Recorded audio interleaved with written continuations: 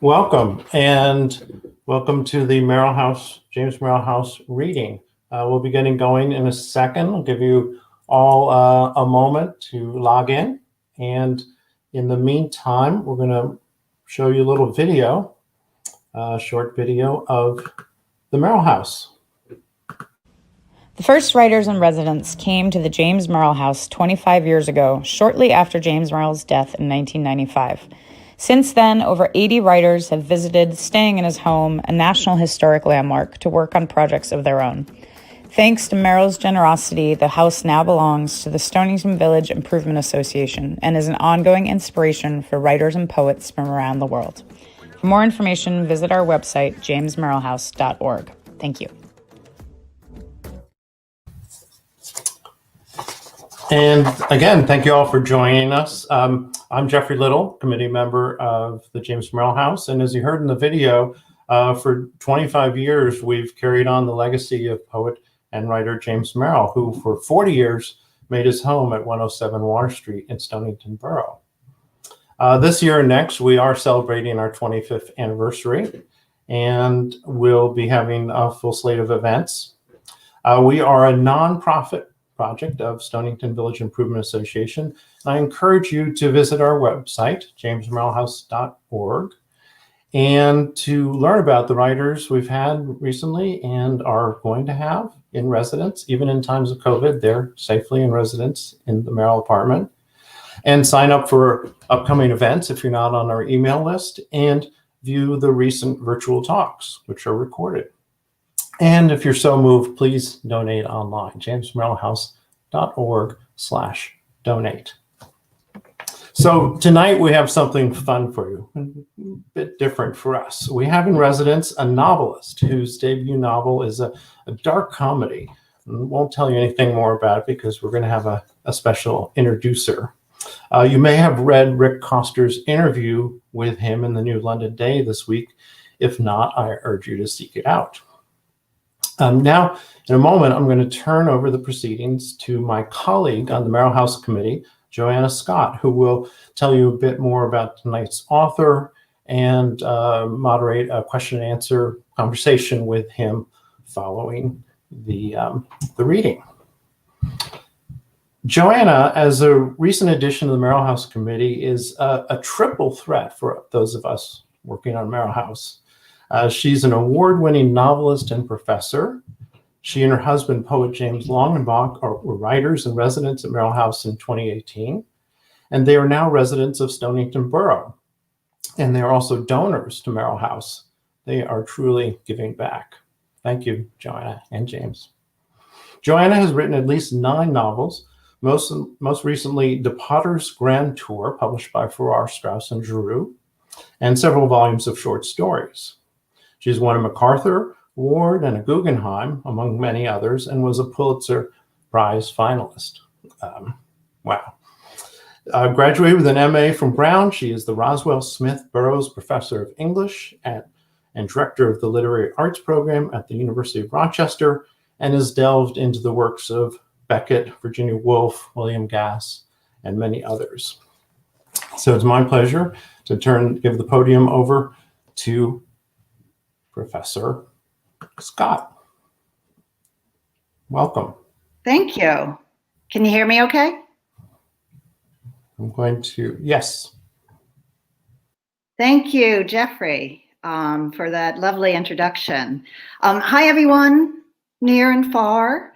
It is my pleasure to be introducing Ryan Chapman and celebrating his striking, innovative fiction.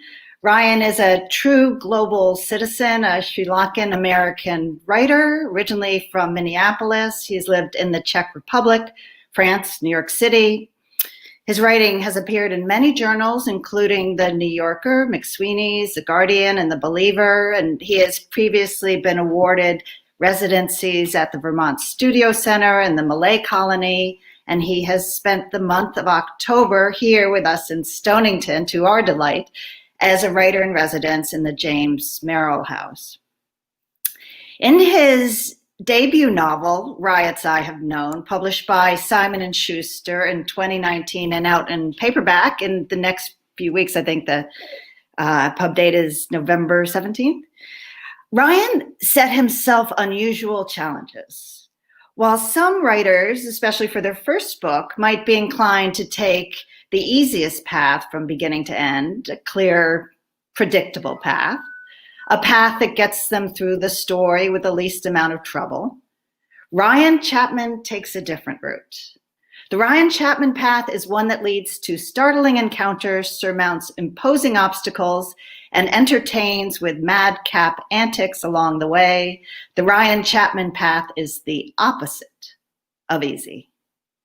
This is a writer who is quick to find hidden opportunities in the most unexpected places. Riots I've Known takes place inside a prison during a riot and is narrated by an inmate who happens to be the editor of the prison literary magazine. Through the whole book, the narrator is holed up inside the prison computer lab, writing what he assumes will be his last editorial column, with a harrowing uprising just outside his door and his life presumably on the verge of a violent end. This doesn't sound like the most auspicious fictional setting for comedy. But there is plenty of comedy in this novel. There is laugh out loud fun. There are deliciously wild, unpredictable characters and rambunctious satire. This is a really funny novel. As yesterday's reviewer in the New London Day declared, to read Riots I Have Known is to undertake an exercise regimen wherein one cackle barely dies off before the next begins. I hope you in the audience out there are ready to cackle and chuckle or laugh out loud. And by the way, for those who are enjoying a cocktail tonight, Ryan has suggested that a Manhattan would be the appropriate cocktail for this reading, since, as Ryan said, a Manhattan is a good drink for autumn, and also it is the color of blood. Whether Ryan is describing the sensation of cold cement against bare buttocks, getting stabbed in the face, reading Kafka, a cat-scratched Naugahyde sofa, or an unfrozen fish, Ryan's narrator sees the fun in everything, even or especially in a prison riot. Here's what Ryan's narrator has to say about himself, quote, "Catastrophe will bring you low soon enough, so live every day like it's your last," he reflects, then adds, noting the context in which he's speaking, "Now that's easy for me to write on this, my actual last day. But I would argue I've always lived this way. I've always woken up this way. I challenge the record to find otherwise." On the last day in the life of a character who has lived every day as if it were his last, things don't go as planned. Chaos has erupted thanks to something published in the literary journal. It turns out that words can make things happen. Words can prompt change. Words can lead to and from catastrophe. As Ryan said in a recent interview, he chose the setting of a prison because it was, on the face of it, a terrible place for a comic novel. But give this writer a hurdle and he will overcome it. Ryan's narrator, writing in the midst of this violent crisis, is trying to make the best of it. He sees smoke in the distance. He doesn't know how much time he has to live, yet he remains, in his own words, an optimist. To make comedy out of such serious stuff is no easy challenge, but Ryan has succeeded. This is a novel that is seriously funny. So please welcome with me this wonderful writer. Thank you for that wonderful introduction, Joanna. That was great. I'm like, now, you might not be able to tell with the webcam, but I'm blushing slightly. And I'm happily coming to you from James Merrill's own secret study in his apartment here on Water Street. And for everybody at home, if you can imagine, I am looking at an actual secret bookcase that opens on to this room that if you didn't know it was here, you would walk on by. So I'm very excited to be joining you. I'm very honored to be a fellow of the James Merrill House. And yeah, and I'm excited to start things off today with a short reading from riots I have known. And then after that, I think I'll share like a short bit of the next book that I've been working on and have happily made a lot of progress on while I've been at the James Merrill House. So I'll say that you don't probably need much setup. I'm going to read for a little bit later in the novel, and it's a short novel. But I'm going to read about a memory by the narrator about his time working as a doorman for a kind of Tony building in uptown Manhattan. And you only really need to know that, and that the name of the literary magazine that Joanna referenced is called The Holding Pen. And I'll read for just a few pages here. So here we go. Any old fool can be a doorman. I was the greatest doorman, going above and beyond to ensure total comfort for the septuagenarian and octogenarian, and in the case of Miss Beale's, nonagenarian women of the Bernays building that he worked in. Many of our residents' husbands had fulfilled their actuarial duties in predeceasing these ladies. I quite preferred the widows, truth be told. Total comfort meant knowing where to unload their Aristides bags in every kitchen in every apartment. Total comfort meant remembering which grandchildren Ms. Rothschild spoiled and which grandchildren to send away. Total comfort meant cooing at Ms. DeWitt's purchase of a Givenchy toddler's bib, the same one she'd purchased 4 days previous and would again purchase 4 days hence. Total comfort meant directing Miss Wang's visitors through the maid's door, as her site-specific Richard Serra barred entrance from the main foyer. Total comfort meant retrieving a battered old TV from the hallway closet in 303 and setting it on the upholstered Louis XIV chair so Ms. Miyake Burns could watch The Price is Right reruns and exhale lusty gutturals at Bob Barker's face. She reserved impotent muets for the contestants who overbid on common household items like combination washer-dryer units and vacuum cleaners with attachments for hard-to-reach places. Ms. Miyake Burns once confessed an overbidding on herself. You see, she was both contestant and product, speculating wildly amid the vociferous suggestions from the audience. Every weekday morning, I'd return at 9:30 to hoist the TV back into the closet. I remember the spring evening she returned from a Bloomberg gala, award in hand. She invited me to watch TV with her, and I thought, why not? It was after 11, and the building pretty much retired by 9 p.m.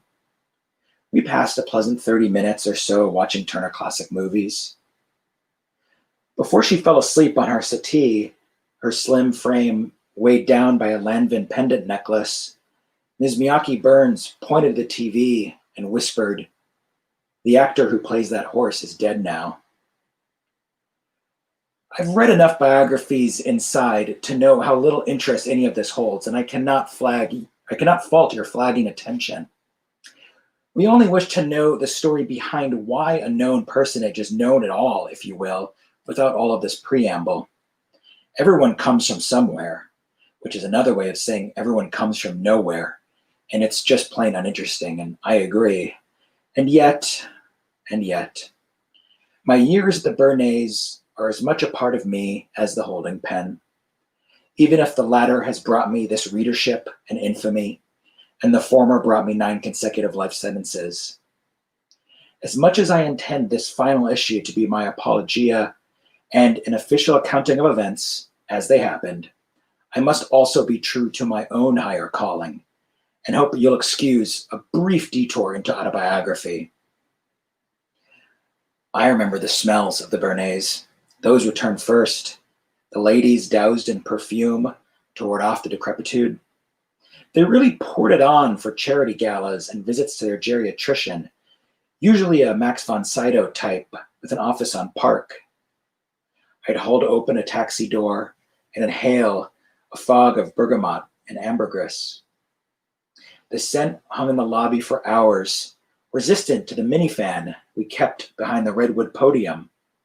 It bonded to the skin under the livery, and good luck trying to lose it with exercise or after-work beers. I wonder how much that olfactory barrage contributed to my bachelorhood. It was like carrying around a rodent drowned in patchouli oil, and I'm sure I triggered many a memory of incontinent grandparents for whoever was unlucky enough to stand near me. This was all well before I'd awoken my artistic temperament, mind you, which I now know is sexual catnip. As Steve Martin said, it's all about timing. I don't think it a stretch to say the contours of my life back then fit closely to that of my job. The job was everything, you see, and I preferred it that way. Did I want for entertainment? Well, from my Bernays post, I could watch the entire world go by, and since this was Manhattan, the entire world did go by. There were tourists with their slow zigzags, 1 in 4 stopping to ask for directions, junior analysts walking 3 abreast in iceberg blue dress shirts and tropical wool slacks, wolfing down burritos on their lunch break. With their sweaty cheeks, I swear to God, it looked like something being birthed backwards. The Hispanic construction crews debating football and ferrying ladders and buckets. The neighborhood under constant restoration. The Jamaican nannies and their charges in military-grade strollers, both of them in headphones, and the women. It was all I could do to restrain myself from relief in the doorman's coat closet, which I only resorted to a half dozen times, or maybe a baker's dozen, but most often I'd look up and exhale through my mouth in a silent whistle. I'd look up and count the window AC units on the Chatsworth across the street, little silver knuckles running up the stories. I suppose what attracted me to the job is the simple truth that the livery doorman is not an individual, and this is as it should be. It was thrilling to take a 9-hour vacation from myself, to become pure function inside a well-weathered apparatus. That apparatus, thankfully, came wrapped in romantic delusion. Look to the classic American films of the 1940s, and there we are, quiet, solicitous, taking Miss Kelly's bags, Miss Hepburn's bags, a white-gloved helping hand for the post-war magnates and their wives and children. We dialed their Dr. Feelgoods through the proletarian panic of the 1970s, their fixers in the SNL crisis of the 1980s, and their Eastern Bloc party girls in the go-go 90s. The court-appointed psychiatrist later told me I should have been troubled by the thrill I derived from this anonymity.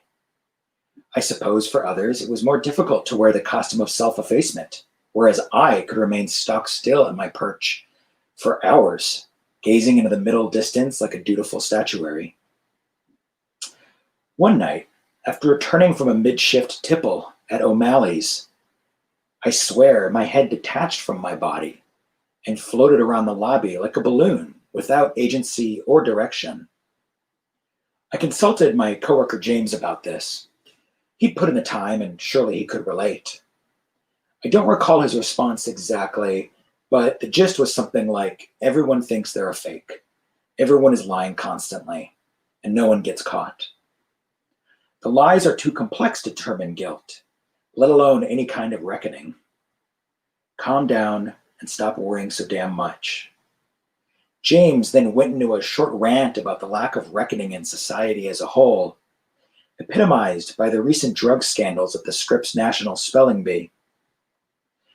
I stopped listening and wondered instead how he might react if I pulled my dick out of my trousers and urinated on his shoes. I confess that I experienced many of these fugitive thoughts, more so near the end of a shift. Okay, so that's riots. The nice thing about these virtual readings is I can't hear but can only assume just like thunderous applause from all of you guys. So thank you. I'm now going to take a sip from my, we're going to call this water.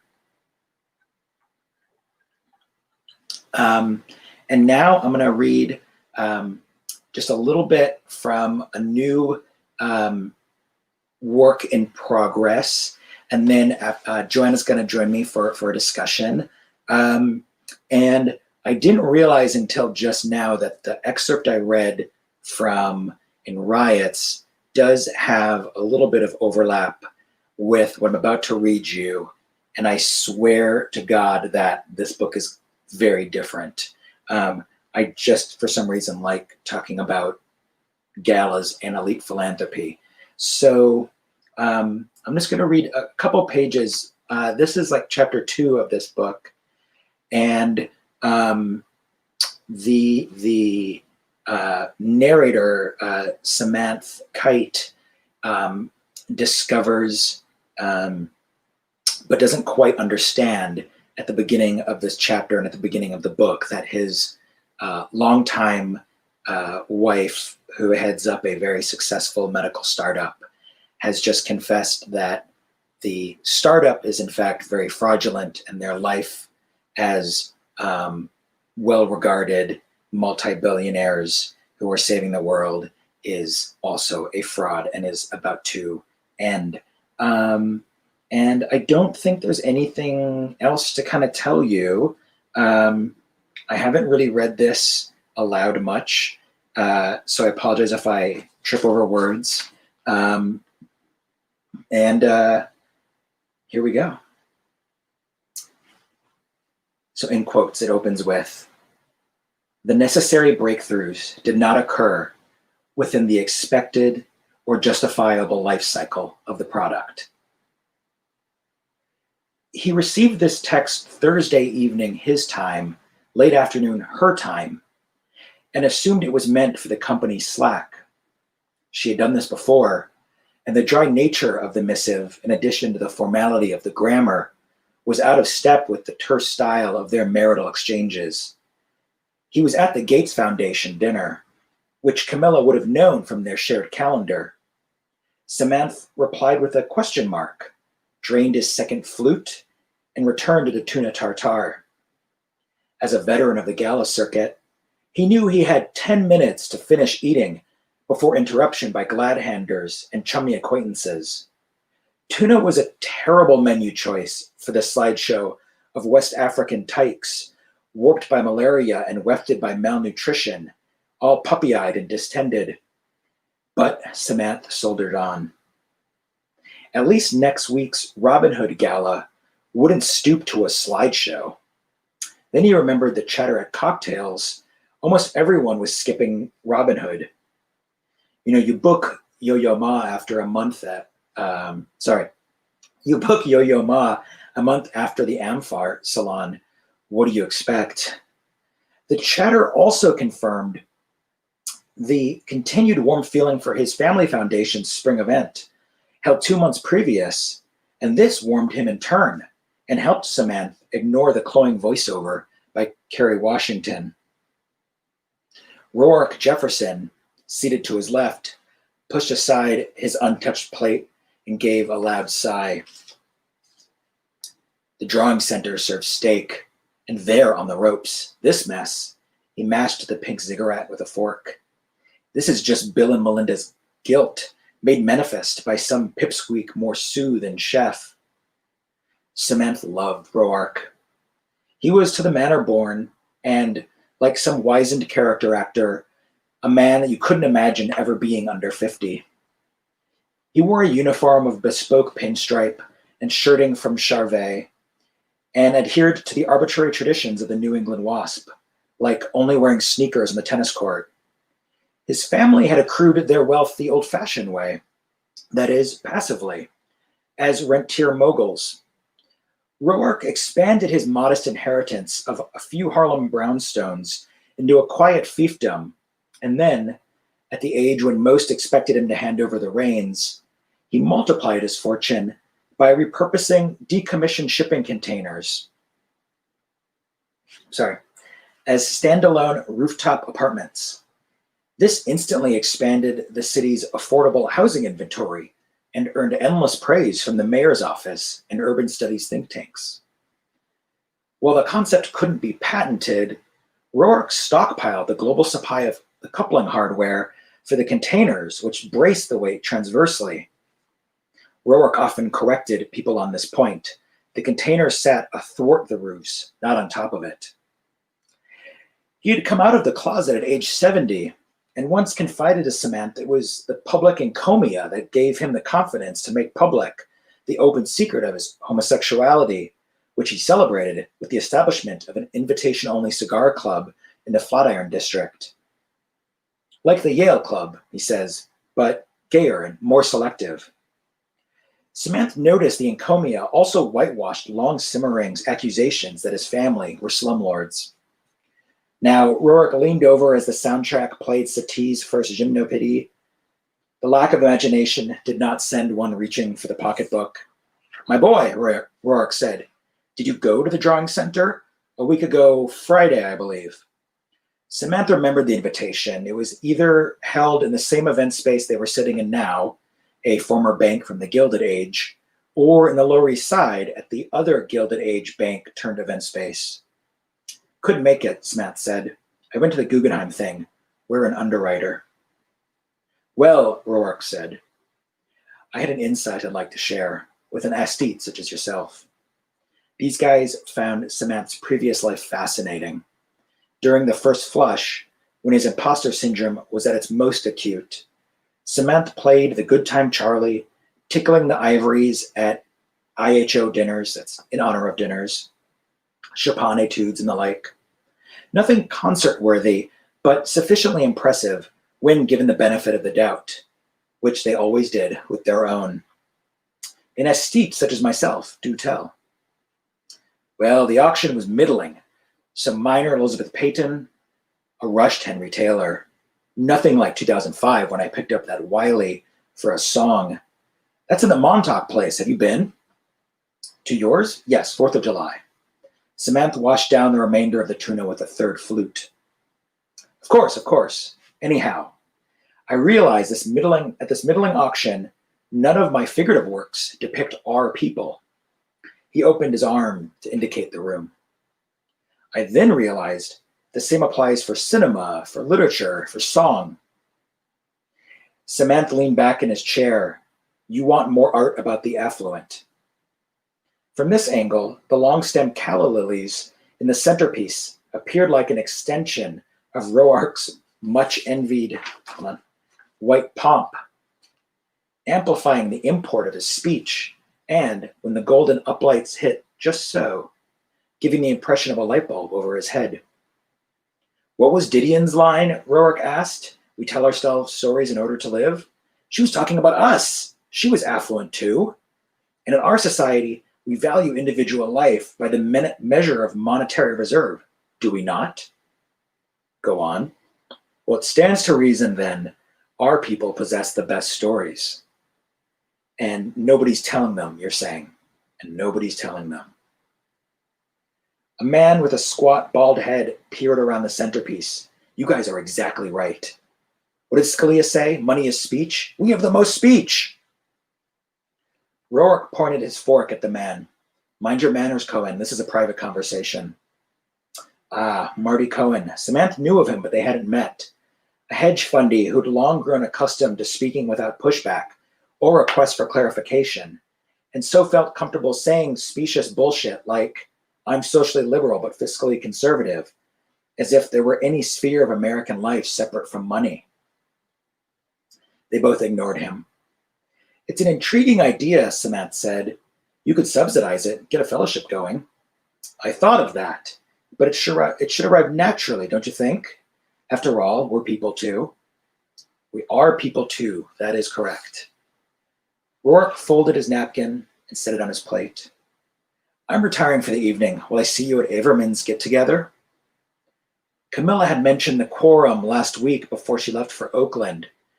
She had made it sound onerous, like a teenager being shunted off to sleepaway camp, far from her friends. "Camilla's going, though she's deeply ambivalent. I don't think I'm allowed to tag along." "No, Averman was quite strict," he said.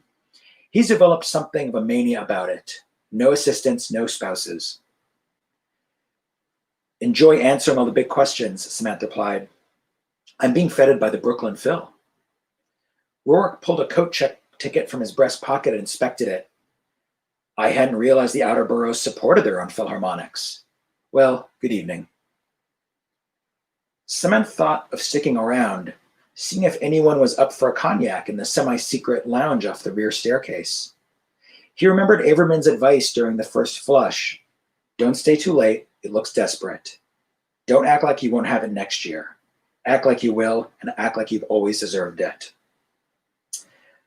Back then, Averman was something like an avuncular mentor to Samantha. Camilla's 80-hour work weeks had left him alone to navigate the new life and lifestyle. He flailed around that initial circuit of the galas until a Central Park Conservancy benefit, when a tanned and toned arm interlocked with his, and Averman gave a zoological tour of the attendees. He pointed to a redhead in a navy jumpsuit, gesticulating wildly in a circle of shorter people, also all in navy jumpsuits. That's Peter Bax, soon to be Petra Bax, libertarian blowhard extraordinaire. Never go to one of his summits. People quoting the Federalist Papers at each other and bragging about their century rides on trail bikes. Averman hadn't lived in Sydney for decades, but still retained the wide accent of the antipodes.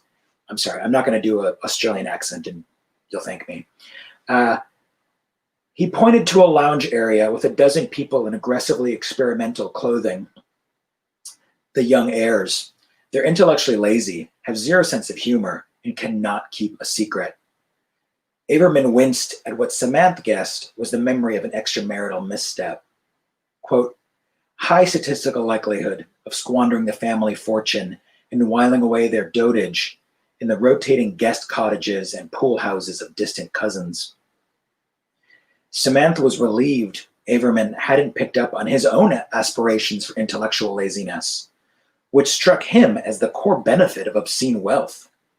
Why try so hard? He had met a few others like him who had come into money late in life, and they were all nervous wrecks. Not Samantha. It was a preternatural calling. True, everyone thinks they're talented at spending money, and everyone who achieves success believes it was their destiny all along. And true, the people who would tell you otherwise are incentivized not to by your ability to freely disperse capital their way. Stipulated. But now, with the champagne in his blood and a sense of wholeness about his mind, body, and spirit, he could admit without guilt or false modesty, he was the person he was always meant to be. Okay, I'll stop there. Thank you. Woo! Yay! You have a whole. Can you hear us all, Ryan? Woo! One of the other things we miss is the laughter that I'm sure you have generated around the country. Maybe if we open up our windows, we can all hear it. That was absolutely terrific. Thank you. I think an overlap in your exploration of the art of the affluent is a nice thing to see here. So I'm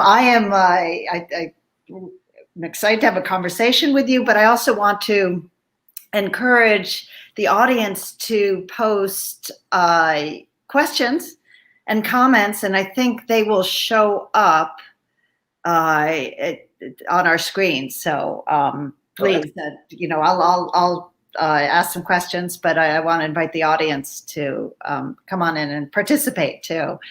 I have a few questions that I had been thinking of beforehand, but just listening to this new work, and then having read your first novel, I find myself wondering just what it's like to be you as a writer. Like when in the new work, when you write that line, when you were writing it probably pretty recently, the line, everyone who achieves success believes it was their destiny all along. That comes together with a character perfectly in the scene. Were you surprised to write that? Was that something you were planning? Were you just looking for a place to put that in? And then can you speak more generally about the quality of surprise compared to the sort of deliberations and planning that goes into a novel. Yeah. Yeah, that line I think was probably the happy distillation of something awful and inchoate and inarticulate. And I think the often the way I write is kind of a very much a magpie approach, where I'll have kind of like an atmosphere or an idea for something, and then just kind of collect notes and see where I can kind of put everything in and hope that it's somewhat seamless. Mm-hmm. And that was certainly an idea, just the idea of that. I think the more successful one is in whatever their endeavor or however they define it, there's this kind of tension always between trying to figure out how much of it is earned, deserved, or based in luck. And there's like an old line of Thomas Pynchon's that just like the world has too much coincidence for any one person. I'm going to paraphrase. It's like the world has too much coincidence or chaos for any one person to take. And so that's why we look for like organizing patterns and systems. And, I kind of feel that way too, that you always want to like stay humble and realize how much luck has to do with wherever one is in life. But at the same time, it's like, well, it's like, okay, well, if people like that sentence, that's good, because there were like 100 other sentences that were terrible that it took a while to get through to get there. Your sentences are impeccable, actually. You read so beautifully too. That wonderful article in The Day by Rick Costner, he describes your voice as, in here paraphrasing, a DJ, an expert DJ of a jazz station early in the mornings. I love that, but it fits. I think. So what you've just said then leads me to another question that I know you've addressed in interviews, but maybe with this new work in mind too, you could talk about it. And it's a question of research that you the prison setting. You write about intricately, intimately, the experience of a doorman. And then here in the new work, the Gates Foundation dinner, how do you know that there's a secret lounge off the back stairwell? So, what I'm interested in is how do you gather the information that serves as the ballast of the work? It goes in so seamlessly into your work. So if you could talk about that, that'd be great. Yeah. The research thing, I think, comes about from essentially trying to meet as many people from as many different backgrounds as possible. So I had with the doorman stuff in riots, I had a friend in college whose own high school friend visited once over the weekend, and he was working as a doorman for a very deluxe building in Manhattan. And so I, just was like, tell me stories. What's it like? And there were small details there that I wrote down or just remembered. And then with the kind of gala scene in New York, I was fortunate to work for a while for the arts nonprofit Bomb, which is a great long-running magazine. And that was kind of a window into philanthropy and a little bit of what that's like.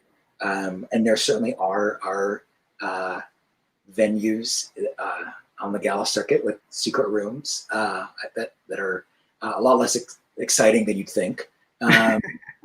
Everybody says that they were more fun in the 70s. But and then the other part of it is just like a ton of research and reading as many like memoirs and journalistic pieces as I can. Interesting. The reading is important. Someone rose up from Stonington Cemetery. You might have seen the post that just came in asking you about the gala scene, but I think you just answered it with that question. Just a quick question, and maybe you can weave in a question here from Addie Ignatius. As an author who has some acclaim, how do you personally define success? Book sales, great reviews, speaking gigs in Stonington, etc. That's a really good question, Addie. But maybe related to that, you've worked in publishing, and I'm curious, to what extent does that influence your thinking, not after you've written, but as you're writing? Does it make you more cautious? Does it make you more confident? Yeah, I think it makes me a little bit more confident, because it can be a little cheesy to say, but it really did show me, like, you can really only write the things that you can write. And I, have that, like, autobiographical travel memoir from when I was in my 20s that is like the, much lesser version of Ben Lerner's Leaving the Atocha Station. And so it helps to, like, have an experience of publishing and just kind of have to read, like dozens and dozens of books of what's out there. And then it helps, I think with Riots and with the new book, it helps give me confidence where I decide, like, I just want to try and find a book that no one else could possibly also write, since it takes so goddamn long to write a book. And that I wouldn't be, so yeah, I don't know if that really answers the question, but Yeah. Okay, great. There's a question in from Gustav Bons. Who are your favorite authors or poets who satirize the moneyed classes? Good focus for the question there. You do have the characters say we need more, obviously satirically, we need more art about the affluent, and from the aggressively experimental clothing of the youth to their inability to keep secrets. I just love that. But that's a great question. Who do you look to as a satirist in particular? Yeah. The challenge of it is always has to be, like, it's difficult to satirize the moneyed classes at a time we're living in now, because they are the people who are probably least deserving of empathy. And so I think writers like Edward St. Aubyn, who wrote the Patrick Melrose novels, he is a comic writer who writes about extremely difficult trauma. And I think the third book in the Patrick Melrose series, the one that takes place kind of over the course of a dinner where Princess Margaret is visiting in London, is kind of a master class in a comic work about the moneyed class. And who else? I think I tried to reread some of the maybe the more obvious ones, like Fitzgerald's fiction. And I found that his attitudes towards it and our cultural attitudes towards it are so different now. And it's not even funny, but, like, there's writing by David Rothkopf and Chrystia Freeland, who are journalists, and now Chrystia Freeland is works in the Trudeau administration in Canada, who write about the top 0.1%, and it becomes comic and or sad. And Rothkopf's insight was that that kind of 0.1% lives somewhat like supranationally, and they have more in common with each other than they do with their neighbors or their fellow nationals. So Edward St. Aubin, I think, comes to mind. But man, that is a good question, because I'm sure there's a lot. I'm like kind of looking over at the books I brought. Yeah. With Well, didn't you just email Martin Amis, or just interview Martin Amis, or are you going to? Yes. Yeah, and Amos, the obvious book of his, Money, is great at satirizing like an 80s form of money in the entertainment industry, and is kind of a great, it's what's the joke is that like the worst people have the most money, and this like truly monstrous, awful protagonist, John Self, kind of like boozes, smokes, and assaults his way through New York and London for like 500 pages. Yeah, that novel, Money, is pretty great, yeah, definitely. Well, that's a great reading list you've given us.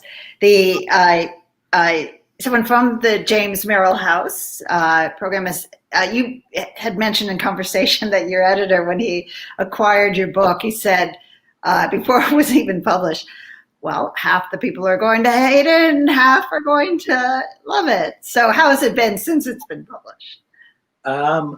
It's been about 50-50. No. It's been really great. I, from having worked in publishing, know how difficult it is to publish fiction. I think I know how difficult it is to get any kind of readership or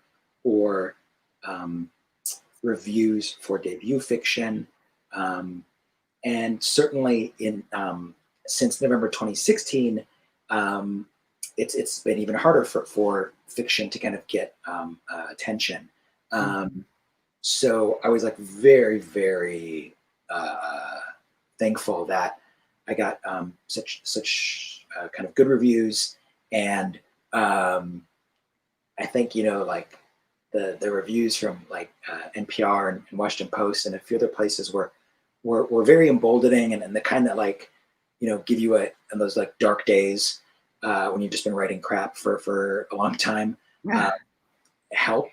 And then there was a mixed review in the Times by someone where it became fairly obvious it was just essentially kind of a sense of humor mismatch, or uncharitably a lack of humor mismatch, and so that was bad. But I was lucky to have writer friends who like wrote and were just like, one friend, Justin Taylor, who's a great writer, sent me a list of like all the writers he knew I liked who had gotten bad Times reviews. Oh yeah.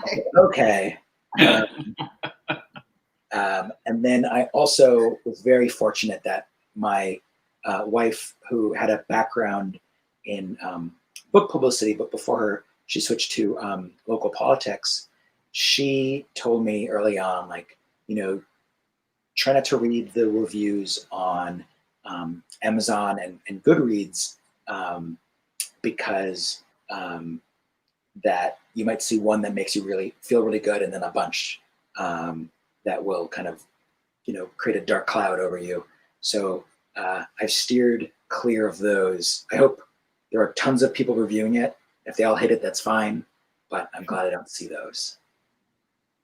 I know the feeling. I was kind of late to the Amazon review world. I didn't know it existed for a few years.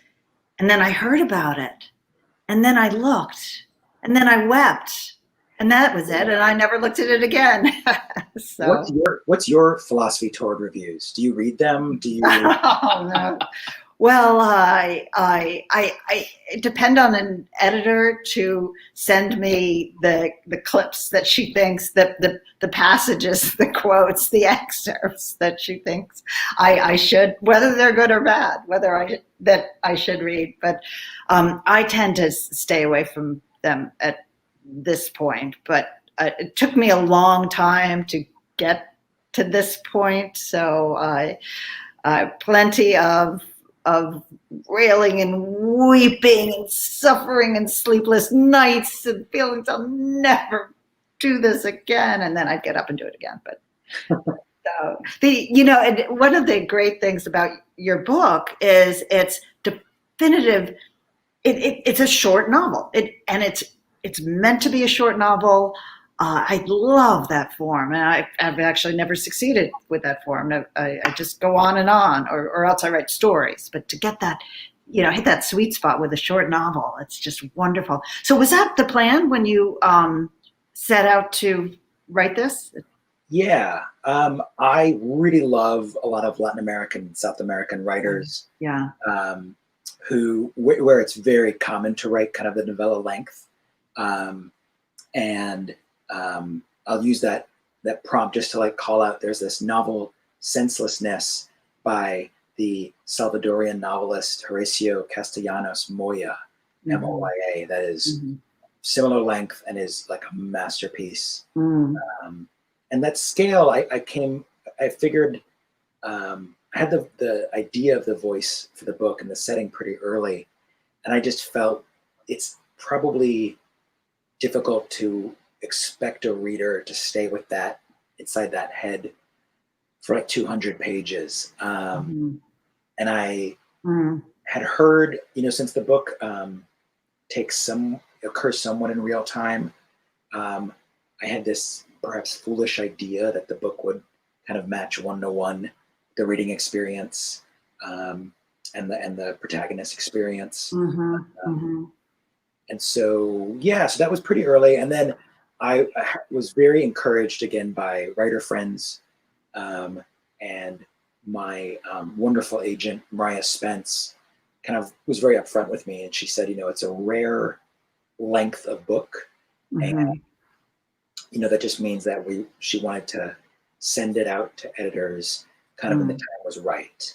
And it just involved, it involved a kind of sensing a moment when they'd be more receptive. And she was great at that because, it's one of those, that length is just not common too much in the US.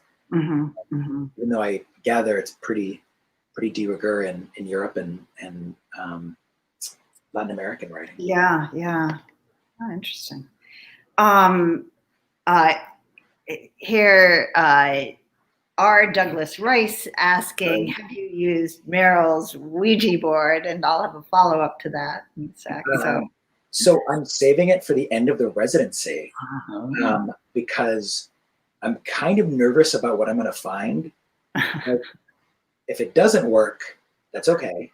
But if it does work, I don't want to have there to have been too many days where I knew like a very brilliant ghost was like hovering over my shoulder. I just like that would derail the writing. Like my sense is that they are very welcoming spirits there, and I love to be inspiring for creative work, creative minds like yours. I think those of us who've gotten to know you in this month, Ryan, share a sense that you just notice things. You have a way of looking at the world that is, not just observant, but you sort of look between and beyond, and I won't even know that something is there around the corner, and you speak of it. And so I'm curious. What things have stood out to you in the Merrill apartment or in Stonington as a community? Oh, that is such a good question. The Merrill apartment is like pretty incredible for a lot of the ways that people can imagine, just as kind of a preserved space where this like titan of poetry and his partner had lived for so long. And this might speak to why I've been fortunate to be so productive this month. It is a space that feels built for writing, and oh, there you go. Yeah, you can see. So this is studio, and you can. It's a place where you walk in and it might be something as stupid and simple as there isn't a TV in here hooked up to Netflix, but it was very easy to walk in and kind of immediately start work. And anytime I felt like I was at an impasse, I would just browse the shelves. I found Joy Williams' story that I think a lot of other people may have come across, but I hadn't, called The Farm, which is was one of those simple stories that then I could not stop thinking about for 2 days. And then for Stonington, I think it was great for a person who's coming here for a month to be able to feel like they could fit the scale of the borough of the village in their head, just in that every day I'll walk down Water Street and walk down Main Street and kind of breathe the oxygen and see the water on both sides. And there is one part of Stonington that I really did not enjoy, and that is on the Stonington Point Beach. There was a plaque commemorating how the townspeople had, during the Revolutionary War, beat back the British who were coming to set the town on fire. And I'm right now I live in Kingston, New York, which was burned to the ground by the British and burned so thoroughly that the town celebrates the anniversary every year. And every other year has a reenactment in a very safe way of the burning of Kingston. And so when I arrived, I saw that plaque and thought that, the Stonington folks were just rubbing it in. Oh, the Great Battle of Stonington. I think that was 1812.